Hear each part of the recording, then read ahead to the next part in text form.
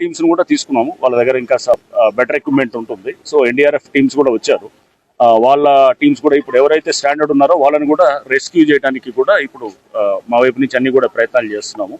అంటే స్టాండర్డ్ ఉన్న safe places తీసుకురావడానికి. బట్ యాజ్ ఈజ్ ఎవరికైతే ప్రాణానికి హానిగా ఉండే పరిస్థితి ఏమి లేదు.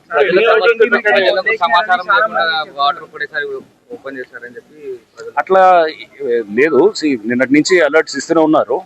బట్ చాలా మంది ప్రజలు వాళ్ళు ఏంటంటే ఇళ్ల నుంచి మూవ్ అవ్వడానికి ఇష్టపడతారు. పైకి వచ్చి ఉన్నారు. ఇప్పుడు కూడా వాళ్ళు 4-3 అడుగుల్లో ఉన్నా కూడా చాలా మంది అక్కడే ఉండడానికి ఇష్టపడుతున్నారు.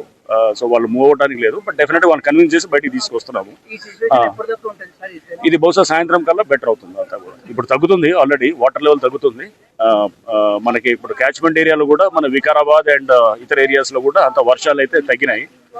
సో న్యాచురల్ గా మనకి వర్షాలు తగ్గడం తోటి ఇన్ఫ్లోస్ కూడా తగ్గడం తోటి మనకి ఇక్కడ బెటర్ గా ఉంది పరిస్థితి.